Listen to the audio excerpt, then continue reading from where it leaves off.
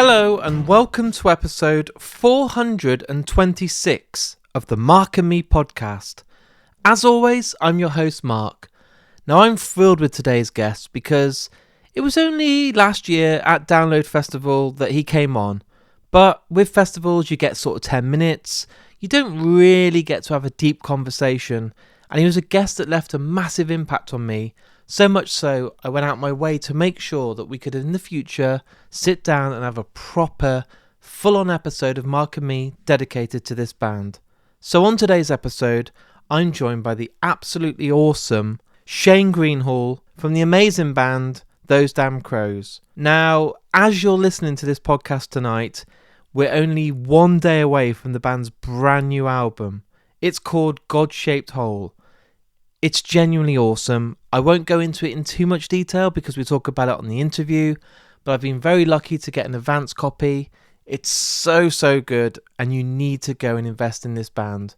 They will change your life. They're incredible live. The album is absolutely awesome, and I'm just so happy with the progression that this band have. Download, main stage last year. Honestly, they're going to get bigger, better, and this album is going to prove to everyone why they deserve that.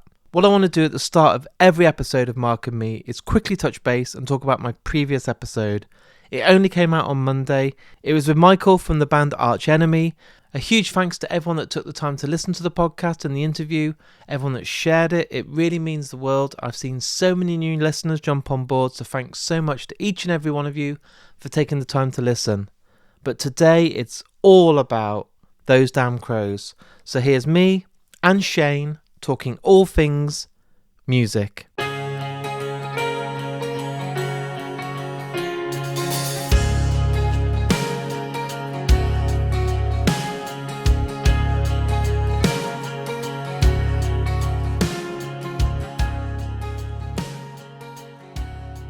Shane, welcome back to the Mark and Me podcast. Thank you, brother. Thank you so much for having me. Good to see you. It's very good to see you. Last time we just said before we started recording, we were in a field at Download, not too long ago, but I always felt like we'd just scraped the surface and we had a lot more to talk about. Yes, bro. It was again main stage at Download. Wow. Another unbelievable stage for us, platform for us. That's our second time now on the main stage. So amazing memories of that, dude. Absolutely awesome. And what a great festival. Like I remember the sun came out for the most of it. It was pretty wet at parts, but most of it was great, and just the atmosphere felt phenomenal, and I can't wait that it's only a few months until we go back. I know. I'm hoping to get there. Actually, I think we're away. It was nuts, dude, because the weather was amazing. And then literally as soon as we hit the first chord on stage, the heavens opened and I was like, oh no. But then as you said, as we got through the set, it stopped. But it was torrential rain as well. So everyone got soaked in like literally 5-10 minutes. But it didn't stop us, dude. We had the pyro, it was phenomenal. We had the flames. I got burnt by the flames. So it was many things happened that day that were off the script, so to speak. But we plowed on anyway. It was cool. As you know, what I do on this podcast, over 420 episodes now, which is a lot of episodes, and it's been growing ever since we last spoke. I've had Incubus on recently, who were incredible. I finally got Chino from Deftones on, which was just amazing. Some absolute icons. And what I wanted to do with yourself today, even though we touched a bit about, I think we kind of touched the surface a little bit last time, but I'm intrigued about taking it back to the start again, Shane, and that first album you remember buying as a kid that maybe you still remember today. Maybe your pocket money was spent on it, maybe you were handed it from a family member or a best friend, but the first one that maybe captured your soul and made you fall in love with music. Man, well, there's loads of albums, but the one that was really memorable was Ducky Green Day, just because how the front cover of that album looked. It was almost like a Where's Wally type. It's incredible, that animation. It's so cool, and you look at it now and you still see things like, oh, I didn't see that first time round. So I love that. I love the fact you had to get up close and personal and kind of get in there to see what was on the artwork. I remember a CD going around in school with The Offspring.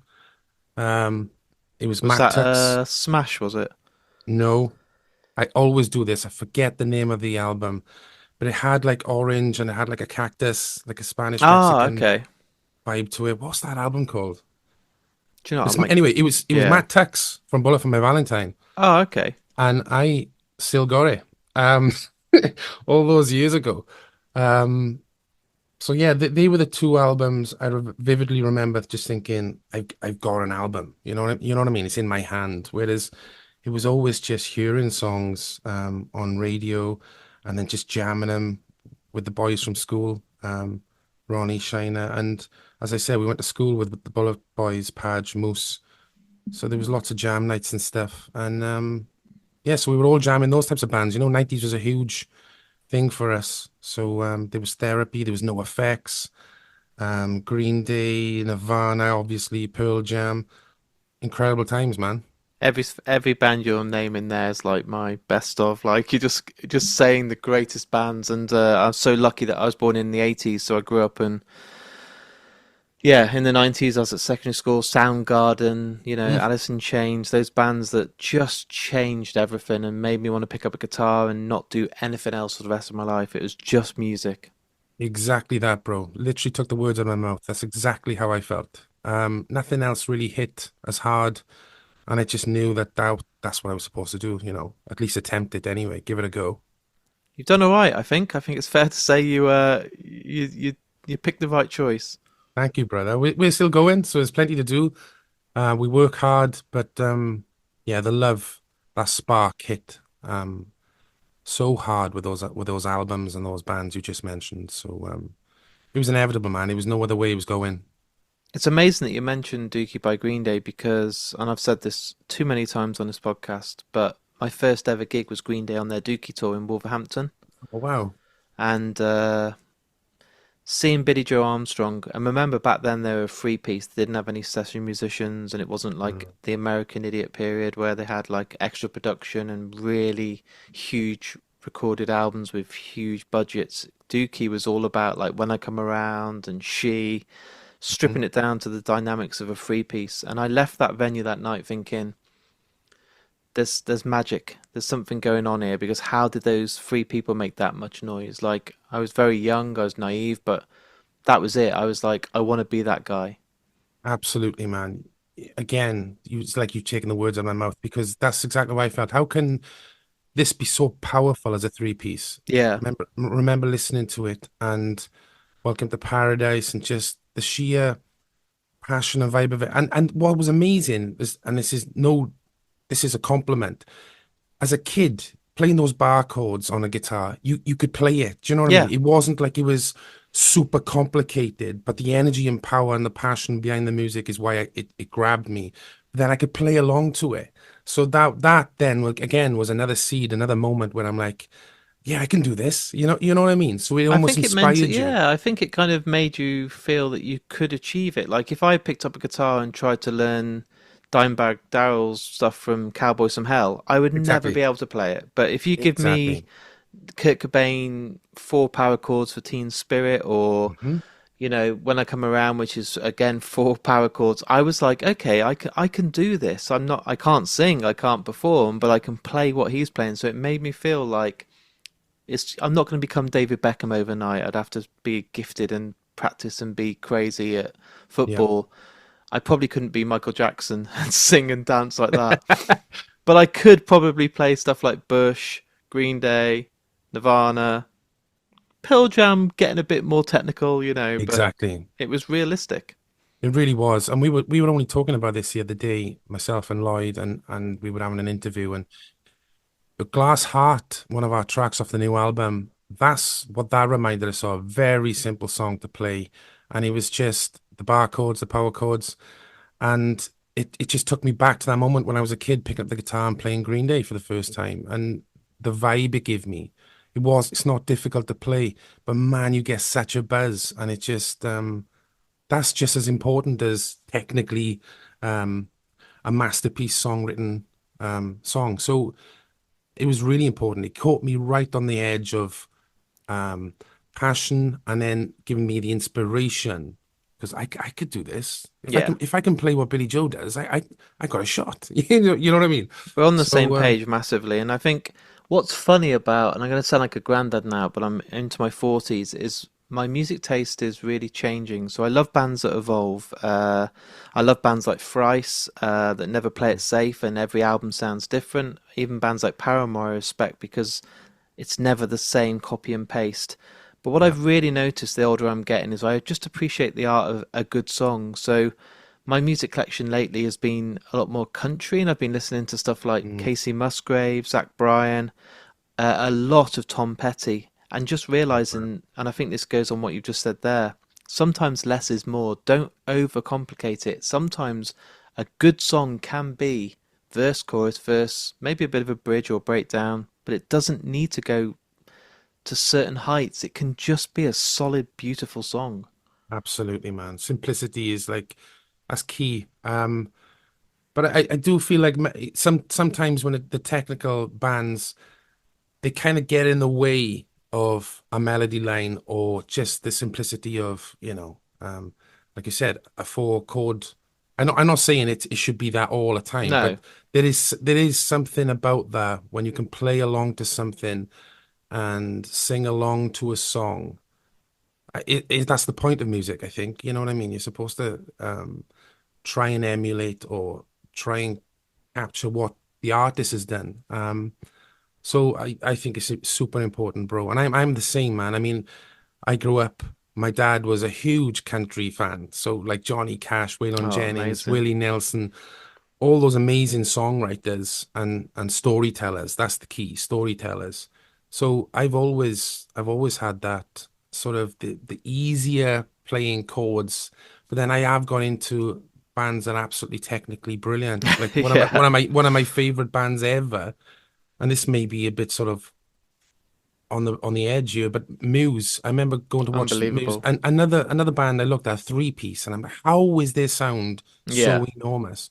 Bass player is unbelievable. The drummer is sensational, and you got Matt Bellamy. He was at Wembley, it was, and he was on the piano and he starts playing away. He turns around, he gets thrown the guitar from the side, chucks it on, and then goes straight into an unbelievable riff and you think about how he was trained and vocally where he goes, it's almost operatic, it's almost classical. So I love all that. I remember looking at it and thinking, that seems to be another level. You know, we're talking about what we just said there, Green Day and perhaps the Foo Fighters or the bands you can pick up guitar and just play along to. And then you see something like that and think, wow, fair play. You know, that's another Matt level. But Bellamy's kind of, I think he might be an alien or a robot because he could be, dude. his vocals at times can be up there with Jeff Buckley. He can play the guitar like anybody. Like the stuff he does, I don't know. Like it's even got Tom Morello elements where he's doing like these electric Exactly. sounds. Where I'm looking at him like that. What are you doing? Like how do you make that noise? And then Yeah. if he wants, he can actually just sit up and play piano like bloody Freddie Mercury. I'm like, you got too much talent. Insane, absolutely insane. Yeah, So there are this spectrum of music which I love, and I love it all. I literally cross the board, and it's not so much genres anymore. And like you, as you get older, you appreciate a song as opposed to a genre, yeah. and and just respect the artist. Do you know what I mean? What they're capable of and what they bring us with their personality and stuff. And but yeah, man, it's incredible, isn't it? You know what I It mean? You is. can love the simplest form and you can love the super sort of technical stuff. Did you have a great first introduction to live music, or is it an embarrassing one that you don't really tell people, especially now on a live podcast where it's going on YouTube that people will be like, ah, he lied to me. He told me it was a great band, but really it was Steps or something. Did you Um, no, confession time? I've never been to watch Steps. You're missing out. Yeah, absolutely. One of them is Welsh, so yeah, There you maybe. go. Um, no, I think one of my earliest, me and Shiner, the guitarist in the band, I think we went to watch Oasis, Ocean Colour Scene back in the day. Amazing. Stereophonics. We used to go to the CIA, it was called then, in Cardiff, which now As Crows have played and headlined at. So that was surreal. But I've watched so many shows there. We watched the band called Idlewild. We watched Travis. You know, it was very indie driven in the early years of us going into comprehensive school. Um, So those bands were playing loads around Wales, and so we just, yeah, I think Oasis, Be Here Now, and yeah, they get a lot of flack, man. But again, that idea, Mark, where you can just play acoustic guitar, play along to the track, Noel Yeah. Gallagher, it just inspired you as a kid. It just made you want to sing, be in a band, because you're doing what your idols are doing on a stage in front of thousands of people. So I suppose it was Oasis, Stereophonics. I love Yeah, Idlewild, by the way. They're dude, brilliant bands. Like the they were remote so part good is a live. masterpiece. They were so good live. Amazing energy. So yeah, man, all Some those types great, of great bands. shows. And I suppose, was that the thing that then triggered you to go?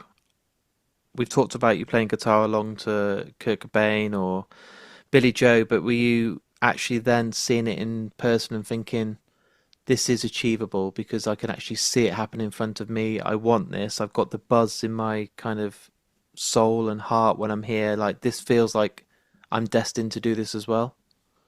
I mean, yeah, I've always been singing since I was 4 years of age. My dad was a had an amazing voice. His voice was like velvet, and he'd pick up the guitar every now and again when you're watching TV, and you'd be annoyed 1 minute because you're thinking, I'm watching TV here, like get out to the living room. Yeah. But he'd start playing, and then I'd join in with him, I'd harmonize with him, then I'd pick up my guitar, and I'd be doing like lead parts. So that was always there. But I was singing from around 4 years of age. I had a little like a Fisher Price sort of recording, had a microphone and a cassette player, I can and picture. Was it red? Was it like it was a? red, dude. It Yeah, I was red. remember that. Yeah. Yeah. Wow. So I was just walking around the house singing away, recording myself, and then play back, listen. So I was doing that from 4 or 5 years of age. So that the performance side of things, I used to put on little shows as well. All my family did. My brother and my sister used to put on shows for all my family. Came around in the living room. They would all be drinking, and we'd be put on these shows where it'd be comedy acts or little skits we do, or it would just be like singing songs.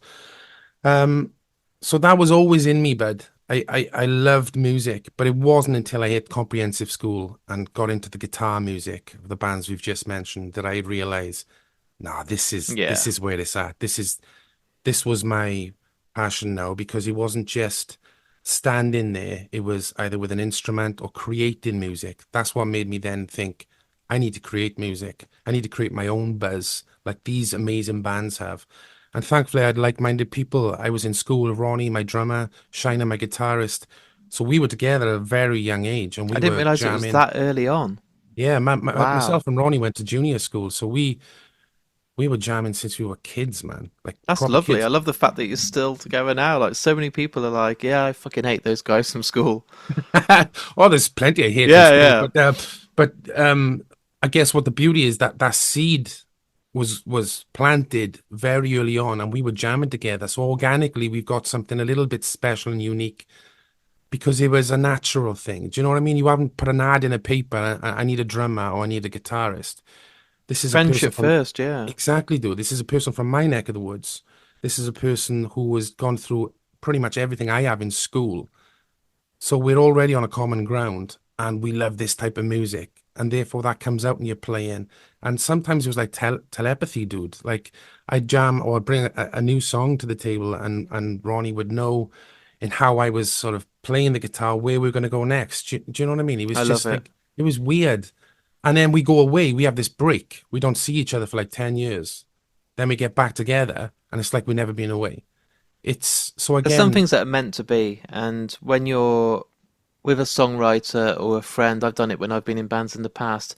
If you're on the same page, you can't ignore that. Like it's so rare to find. It's great that you had it since junior school, but it's very rare that you get that person that you click with that you're like, you just know where each other are going. You're on the yeah, same journey every time, and I think you're very lucky to find that. A lot of bands, like you said, audition or get session musicians in or yeah. get put together as a group, and I think if you've got that, you never let go of it. 100%, bro. And the beautiful thing about it is it's that we went away to realize just how amazing it Yeah, was. to That appreciate what you spark had. was, Yeah. because the boys went and did their thing, and they went and toured the country with a girl singer, and they were doing great, man. It fell apart, but it's not until then you go back and then you realize, wow, this really works. It's not just working musically, like this works as a collective, as people. And then you think, yeah, sometimes you got to go away to come back. I'm sure that's a stereophonic song, but sometimes you do have to, yeah, realize what you got um, after experimenting and trying other stuff first to realize what you had, you know? I like the saying, the sweet's not as sweet until you've had the sour. There we go, bro. I love it. Do you know what I mean? It's so true. And I think Mm, what I think a lot of people don't realize when they're talking about your band is that you're only just over 10 years into your journey. yeah. And I think a lot of people think just because what you've done in the time, the achievements you've had, the milestones you've achieved, download main stage, top 10 albums, you kind of have this, and it isn't ignorance, but you just expect like, oh, they must have been going 20, 25 years to have all that. Like you've done it all in just over 10, and you've got to step back a little bit and digest just what you've done in that time, because it's so easy to get caught up in it, and especially when you're in the Mm. band and you're touring and you're gigging and writing, and it's a big journey of a lot of work. Have you been able to take a step back and think, fuck me, like it's been a decade and we've done probably everything we could have ever dreamed of and more. Oh, there's plenty more things we're still dreaming, and that's a beautiful thing. But thank you for that, man. That means a lot. No, it's excuse me. I don't tend to think about any of it because I'm always the type of character that's move on to the next thing. However, when I get down, able to talk to people like you, Mark, like and actually talk about the past and where we've come Reflect a from, bit, and yeah. yeah, it's then do you actually think, holy shit, Mark's right. Yeah. I don't tend to think about it. It's always okay, we've done that, moving on to the next. Um, I'm extremely proud of what we've achieved. I'm extremely proud because I'm looking at the diary right now on my phone of where we're going and what we're intending to do in the next sort of 6 to 7 months. So, we never lie on the morals, so to speak. We're moving forward. We're pushing forward constantly, and so it's exciting to be in a band and one that's continually growing and evolving. Um, I And love that's the it. good part, isn't it? Because with full respect to loads of bands out there that I absolutely adore, bands like Therapy, Terrorvision, bands I Mm, grew up with, they've hit their kind of peak and they've earned it. And Trouble Gunman's bands, those albums will stay with me forever. But they never kind of ever top it. They kind of then live in that legacy. And that isn't a bad thing. And they've had 30 years in the industry and I have nothing but respect for them. But with yours, it feels like a journey that's always progressing and you haven't dropped. You're carrying on and I'm sure to you the moon is the target and that's your desire to go bigger and better for each album. You're not looking at yourself at festivals thinking, okay, we're on the main stage, but 3 years later we're now on the opening stage. You're not dropping down or right. you're, Yeah. you're continuing to progress and evolve. And, Well, you know, that's yeah. I mean, yeah. We got still so much determination, so much stuff that we haven't done. And if we can be around like therapy and Terravenge for 30 years, then we're doing something right. So, look, we're just like I said, we're super engaged with the fans. We're blessed, man, to have an amazing fan base who just tour the country, tour the UK. They come to see us abroad. It's insane. So, yeah, we just keep pushing forward. what is it that okay, 10 years I think isn't very long and you've worked for it, but what is it inside you that keeps you hungry? Because the sound checks, the life balance, being away from home, Mm, touring, lots of press, lots of demands. It's all about the numbers now, isn't it? It's all about mm. likes and all the horrible bloody algorithms of social media. But what is it in you yourself that you get up and you think, there's still download is being ticked off, but maybe you're like, until we headline download, then it's ticked off. Are you always, as a band, kind of finding new goals to achieve? Yeah, I mean, it's certainly feeling like it's getting harder. The one thing that's getting harder is being away from the family. Yeah. That's tough. And I feel like it wasn't such a thing, I don't know, 5 years ago, but I think like we're just talking about changing the music and stuff. It's like you do change, that's obvious. And so I love where I live. I love being with my kids. I love going down to the beach and the coast. I love doing all that stuff. So if I can't do that for a period of time, they start to get a little bit edgy. So That's it's fair. only, but it's only that. But what happens is, for me, I've still the minute I stop writing, I think perhaps then it'll be a case of why aren't you writing anymore? Perhaps the passion is gone. But until I stop writing, I will continue to do this because I love it. There's always something, dude. Like today before the interview, I was in my kitchen making a cup of tea, and I just because we got these record stores appointment tour coming up, Yeah, you've got loads. So you're a busy boy. loads. So I just picked up the guitar and just quickly went over a couple of songs that we're doing, and then I hit this chord, man, and it just stopped me in my tracks. And then I'm halfway through a song now.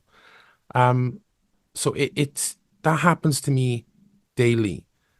Until that stops, I won't stop. No. Because there's always something to do. There's always, and that inspires me. When I hear that new song, I'm now thinking of the next album, and that's insane because our new one isn't out yet. Um, so I've got that in me, bud, and then I want to go and show everybody. Then I want to go and perform and meet it, see everybody and see what they think. So this circle starts again. So as long as that keeps happening, I'll continue to do it. It also feels like a really good time to be in a band, especially in a rock band and, within your genre, because I'm not sure if there's a resurgence, but if you look at bands that have influenced you and bands that you must look up to, look at Korn, look at Deftones, look at Limp Bizkit, all these bands, there seems to be this huge resurgence where Mm, arenas are being sold out when 5 years ago I'd see Limp Bizkit at Birmingham Academy yep, and seeing bands like Sleep Token that are just taking the world by storm on a level that no one can predict. yep. But let's not ignore the fact that hopefully, if all goes to plan, your album will be top 10 album in the charts. That's the sort of things that you're dreaming of. Like, it must feel like it's your time because look at Download, look at that lineup. To be Yeah, on the main stage amongst those incredible legends, yep. it must be a pinch yourself moment every day sometimes. It's insane, dude. The first time we played main stage download, Iron Maiden were playing, so it was like, oh my God, Hell. the biggest band Yeah. on the planet. And Yeah. then the last time we played, Queens of the Stone Age were the Amazing. headliner. So you're absolutely right. These bands, this resurgence of bands that we were talking about that got us into music are now coming back out and they're playing live shows. Skunk and Nancy's another one. They're on Amazing tour right band. now. Yeah. I remember seeing Skin for the first time and just being like, who is this? Like, Yeah. I've never seen anything, a person look like this, the shaved head, the beautiful massive mouth with this belting voice coming out. Like, She's a what? force. When I saw her at Unbelievable. Wolverhampton, she came on stage, and from the second she picked the microphone up, my eyes didn't look anywhere else. I was like, "What is this? This is incredible." Unbelievable. And Mark is an amazing drummer. We were lucky to have an interview with Mark on our podcast. And so it's amazing, dude. It feels like my childhood is coming back and I get to see these Yeah. bands again, but also now I'm part of it. Now I'm part of this. We're touring the countries and I'm looking at what Skunk and Nancy are playing and like we've played there, we sold that show, we sold that venue out. So it's unbelievable. I never thought that we'd be in a position to be saying things like that. But it's just it's just the 10 years together and like I said, the support from the fans and we're doing what we love, man. It's a beautiful thing. Does it feel like there's? I don't know. We've talked about it's only when you're doing podcasts like this you get to reflect, but are there Mm. still certain things that you personally want to achieve? Is there? I'm not saying it's got to be a number one album. I don't think that's as important to you. It's about the music, but would you say that there's still certain goals or milestones? Like, if I told you 10 years ago you're going to be on the main stage at Download, you might have told me to fuck off and be like, that's never going to happen. But you've done it now. So is it Yeah. like bands like Parkway Drive, Ghost? Do you want to be amongst them and be future headliners and stuff like that? Oh, 100%. That's definitely the dream. Stadiums, we've always kind of not joked, tongue in cheek perhaps, but had this idea of writing songs that you could hear in a stadium. Yeah. Those big choruses, those big sing-along choruses like Queen had, like Aerosmith have got. Foo Fighters. I mean, the list is endless. But yeah, headlining arena shows, stadiums. Like we were lucky to support ZZ Top, man. That's Such a insane. cool show, Yeah. right? ZZ Top with Billy. It's like seeing him do his thing on stage just, was just unbelievable. And we were part of it with Rival Sons. We're another amazing band. And we're playing Wembley Arena. So as soon as you get a taste for that, it's like we've played Wembley Arena. Now it needs to be our show. Now it needs to be a headline show at Wembley Arena. So there's always a bigger fish, dude. There's always something to drive on to achieve. And we're hungry. We're always determined. And yeah, like I said, as long as we love what we do, there's a chance of that. Because if you look back on what we have achieved, Yeah. perhaps 6, 7 years ago, that was the dream, that was the destination. Now there's a new one. I So we think the just keep moment going. that, yeah, I think the moment you've achieved them all, then you throw in the white towel and say, well, I'm done because there's nothing else to go after and everything else is fake after that, isn't it? 100%. Yeah, Yeah. Yeah. Which is never going to happen because there's always something to do, isn't there? There's always a bigger definitely. venue. There's always another sort of level, performance wise too. You know what I mean? Like we played main stage download, great, but we need to get higher up that bill. So yeah, it doesn't just stop because we played main stage. You wanna progress. So yeah, How man. I know it's when I talk to you and I've met you twice now and I feel like I know you well from just the time we've spoke. You've got confidence, you believe in what you do, otherwise you wouldn't be here now. But is there a part of you that has to wear a mask or gets very nervous or very anxious about playing shows or releasing new music? Because we're all very weak at times, aren't we? We're not all these, you know, strong-minded, happy all the time folk. And I wondered if you still, especially looking at download, looking at that bill, seeing Queens of the Stone Age, 30 years in the business, absolute pioneers at what they do, thinking I need to share a stage. Do you still think, oh my God, like this is tough. This is something I'm gonna have to really get through. Seriously, those stages don't bother me at all. In fact, the only nerves you have is sheer excitement. You can't wait. And what will happen is there'll be a moment, sort of a minute or two before going, oh no, oh no, oh no, here we go. And then the minute you say the first words or what's up, download or something, it's gone. And then you just Does it just switch on? it really does for me. I am a different character on stage to off it. There's no question. But the like for example, this album sort of record store tour we're doing now for the next 2 weeks, I'm probably more nervous than I am on stage to playing to thousands of people because you're limited. You're stuck in the corner with an acoustic guitar trying to perform, and the people are here. Yeah. They're right there, and it's a small room, so you can see the whites of the eyes, and um 9 times out of 10, it's not the best PA in the world in these places. So Levels it's all over the shop, your mics feed yeah, back in. Yeah. you got it, bro. So they're the things that make me anxious because you're not getting the sort of the professional level then, where Yeah. you can just go and be yourself. Um, so I'm more nervous of that, to be honest. Well, it's great But that you've look, got a whole 2 weeks and every single day of doing it then to completely, freak yourself out more, give you anxiety every day. Brilliant. I know, sounds great, doesn't it?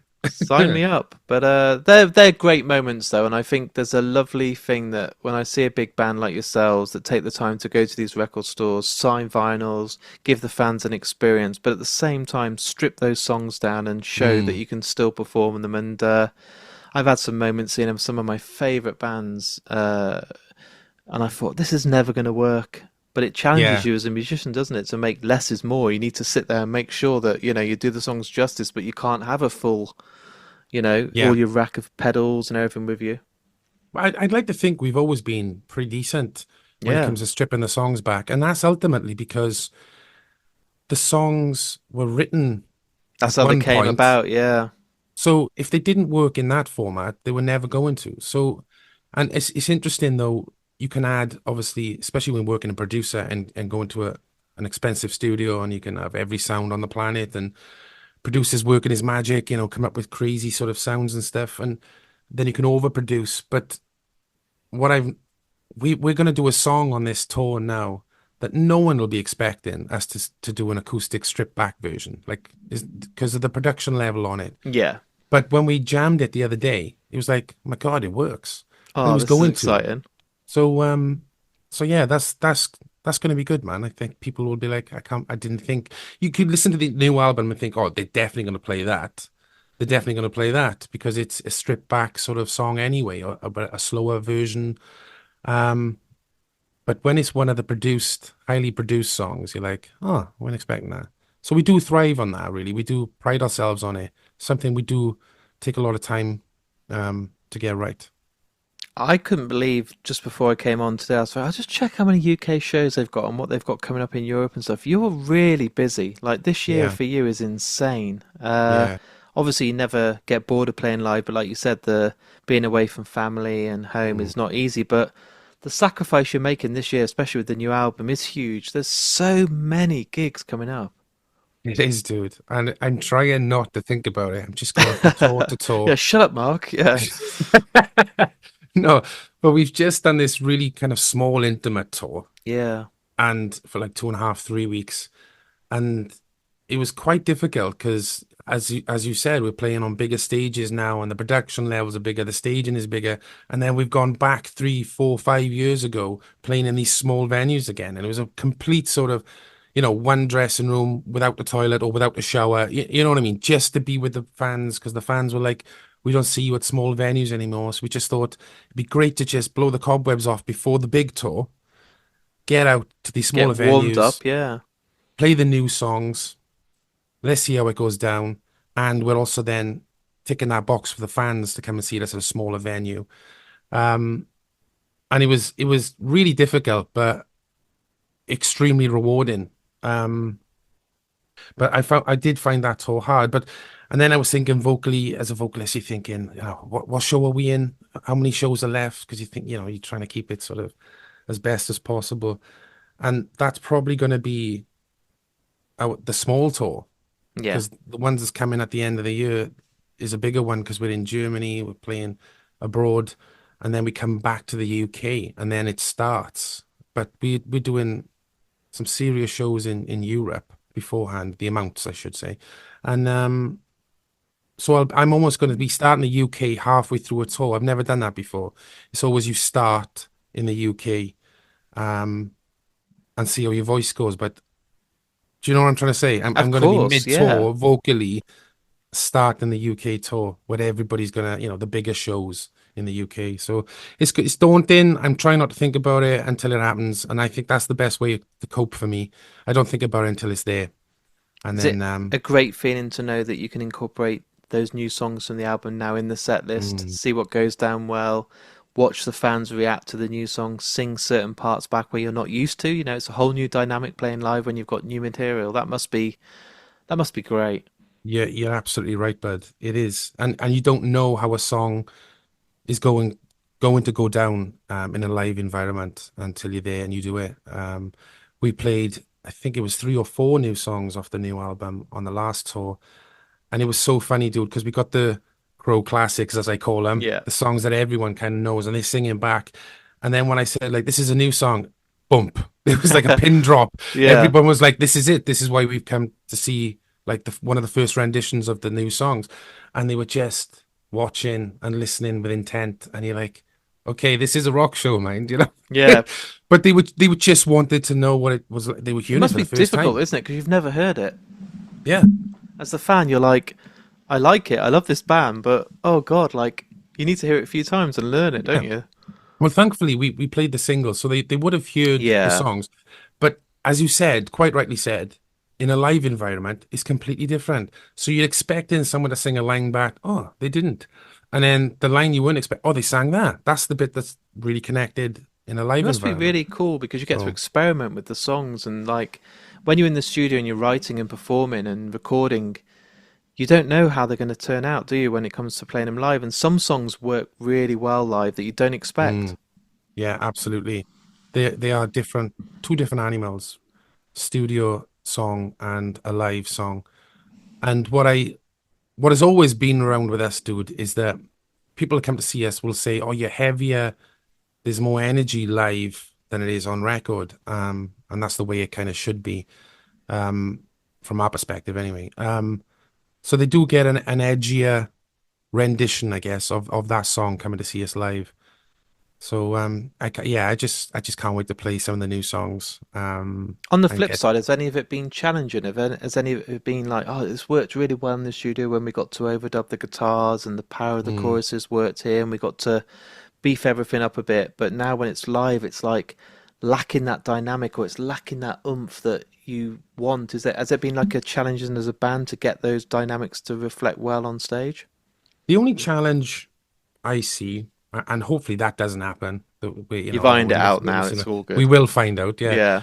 Yeah. But the one challenging song was obviously that there's a song on the album called "Still," and it's just me on the record. The band not with me. So when you go and do that type of thing by yourself, bang, you're isolated again. A bit vulnerable, and the lyrical content, and your mind goes back to those thoughts when you originally wrote the song, and Yeah. so those things can be extremely, talking about anxiety earlier, that can be, I can be anxious there in those moments. Um, and the first time I played it was to 7,000 people in Cardiff Arena. As you do. and that was terrifying. And I didn't perform it as good as I should have because the emotion was just too much. My family and friends were there as well as 7,000 It's too personal, fans. isn't it? You can't prepare for that. Yeah, it's just you need to do it a few times live, and I hadn't, and this was the first time I've ever done it. So I'm hoping to do that on perhaps this album tour now, this record store tour. Um, so hopefully by the end of it, it should be okay to then do on bigger Next shows. time, Shane, maybe don't do it at the big arena with your family and the biggest spotlight on you. That's a good point, Mark. But it's all good. And you know what I do on this podcast? My last question, I think I did this for you at Download, is I love to get you to choose a song that plays at the outro. So once we've edited all the podcasts for the world to listen to, you can choose any song by any artist in the world. Mm, I think we talked about your tattoos, and I think you may have talked about Chris Cornell. I think, or the dude, I'm he was sure. I'm sure we talked about Soundgarden or Nirvana. I remember us talking a lot about Legends or Eddie Vedder. Eddie Vedder might have Ah, been. He was you Eddie talked Vedder. about Black. Black. He was Yes. black, dude. There we go. Because I was like, that's one of the greatest choruses ever. And the Oh, do do do do do. That's what we talked about. Yeah. his But now you need to vocal. now you need to top that. I tell you what I'll do. I'm gonna go a band we've already just mentioned. We're back on tour at the minute. Skunk and Nancy. Let's go Yeah. Skunk and Nancy. Um, Charlie Big Potato. I was gonna say he's never gonna pick. He's gonna pick Weak or something. You know, Charlie Big Potato is so fucking good. What a great riff, man. Yeah. And I was listening to that the other day, and I actually thought it was heavier than what it actually is. The Mm. riff sounds monstrous, but then when I listened back, I was like, oh, it didn't feel as big, but the riff is killer. And obviously Skin's vocal is unbelievable. I'm Um, gutted because I didn't get to see them. They played in Birmingham, and it was like on one of those nights where I just couldn't get away from what I had to do. yeah, And my friend went and just said they were as good as when we saw them 25 years ago. Like they've still got the hunger, and they came yeah. on and did all the stuff off Stoosh and all that. And I was like, ah, I saw an Insta because I follow Skin on Instagram.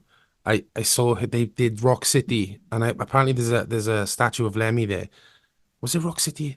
Might have got that wrong. Anyway, there was a statue of Lemmy there, and she said halfway through the set, she felt like this push. She thought one of her band members had pushed her forward, and then there was nobody had done it when she asked, and then they was just saying, "Oh, it's Lemmy." And that's I thought incredible. that was cool. But yeah, I mean, just for the fact that we talked about them earlier, and they were a really inspirational band, and again, just making me want to be a musician. Yeah. I need to get What a Skin on the podcast. That's someone I need to get down dude, and talk to. Like, absolutely. Mark too, what a great drummer and a great guy. oh, amazing. Yeah, He's done loads as well, didn't he? Because yeah. he's not just done Skunk Nancy. Didn't he do Feeder for a bit? Feeder, And yeah, yeah, yeah, the Feeder. But he was talking about the life on the road, being a musician. The highs and lows about addiction and stuff. So to see him go through that journey as a musician, as a human being with alcohol and stuff, and then just coming out now and he's teetotal and he's coming through the other side as many don't. Do you know what I I was mean? going So to say, that yeah, it's was a slippery inspiring. slope. Yeah, yeah. Dude, we're sitting here and your album is only a few days away. It's Wow. does it feel real? I'm just relieved, dude. It feels like it's been so long. We recorded this album some time ago now, and the record label were trying to get us a date, and it was supposed to be in February this year, but then there was an issue with vinyl Oh CDs or God, something. yeah. Um, so it is what it is now, and it's April. I'm just glad we got a date. I'm glad we're nearly there. I need everyone to hear it so we can just start adding them to the set list and for them to become Crow classics at a future date. It's exciting, dude. I just need everyone to hear it now so we can just move forward and move on. I will make sure I come to one of the shows. It's towards the end of the year now, but before you know it, there's not festivals for you this summer, is there? You're on a bit of a time off from the. Well, we're headlining Steelhouse Festival, Yeah, um, which is amazing. We've gone full circle there, man. We started at that that's venue cool. right on a Friday night. It wasn't even the potential Saturday and Sunday. It was just like the day before, just for people who went up early. It was, it was never looked upon as a 3-day festival at that time. And now to be headlining, finishing the weekend on a Sunday night, That's awesome. that's an amazing story. So it's cool. But yeah, the UK shows at the end of the year. There's some great venues, and I'll make sure I come and say hello. Please do, brother. It's been good to catch up, man. I know how busy you are, so I'm very conscious when I keep looking at the time. I'm like, this guy's got so much to do. It's release week. The amount of Yeah. installs you're doing, I don't want to rob you any more of your time, but I wish you all the luck. I've been lucky enough to have the album for about a week now. Truly, and I mean this, it's your best work. It's fucking Wow. phenomenal. But I can't tell anyone. I can't show anyone. I have to wait and be like, guys, on Friday, check this album out because it's. Ah, You should bro, be that means a so lot. proud, man. It's epic, and it's. I think I don't want to, I'll look like a dickhead now on YouTube if this doesn't happen. But surely this is the album that's going to get you to that top three, top. Oh God, Oh, dude. Well, thank you so much for that, man. That's lovely to hear. And this is what I'm waiting on now. It's like people haven't heard the album in its entirety. There's few people that have. So thank you for saying that, dude. It means a lot. I dream of you every night, 'cause it breaks my heart it feels alive. Tomorrow will never ignite, 'cause we don't exist in daylight. Oh, 'cause it's never gonna be. So there's my interview with me and Shane. What a great guy. We hit it off straight away. I love the dude. I absolutely love him. I love the band. I love everything he believes in. I love his determination, but at the same time how humble he is and how real he is. He's just a great guy, and I'm just so glad I got him for a full episode of Mark and Me following Download last year. As I said at the very start of today's interview, the band have a brand new album out tomorrow, or it's already out now if you're listening to this not on the night of release. It's called God-Shaped Hole, and you need to go and invest in it. You will not regret it, and if you want to go and check the band out, there's loads of installs over the next couple of weeks, and the good thing is as well, there's loads of UK dates at the end of the year as well, and they're an amazing live band and well worth your time. If you've enjoyed today's episode, please share it. You know the score by now. You all have Facebook, Instagram, TikTok, Twitter. Just hit the share button. More of your friends will see it. Those people that follow you might see this artwork of the episode just from you sharing it. Tune in, subscribe to Mark and Me, and are a listener for life. And that's huge just from you clicking a few buttons. So I'm going to keep banging the drum. I'm going to keep asking you to keep on sharing it because that's the best way to get the name out there. I do have a Patreon account. If you go on markandme.com, you can support that podcast just that little bit more. You can sign up for as little as £1 a month. You get a welcome pack, which includes stickers, badges, episodes that are going to be starting next month, which are called The Lost Tapes, which are exclusive episodes, which are only interviews that you'll get to hear if you're part of the Patreon community. And I can't thank you all enough for all the people that have signed up, but I do need more because the podcast costs money to host on all these different directories, and I need that support. Talking about support, let's give a shout out to the two sponsors of the podcast. Firstly, Richer Sounds. Those guys are the best in town. If you want yourself a brand new stereo, a projector, a TV, some headphones, go on richersounds.com or visit any of their high street stores. And secondly, if you love posters, you love movies, then Vice Press are the best company out there. Go on vicepress.com, add anything to your basket, use the discount code MarkandMe10, that's the number 10, and get 10% off your order thanks to Mark and Me. Right guys, it's not slowing down at all. I'm so proud of the next few episodes that are coming up. They're huge and they're going to be coming in only a few days time. So until they come, please listen to Those Damn Crows. Please go and check out the new album. Keep subscribing to Mark and Me. Keep telling all your friends about Mark and Me.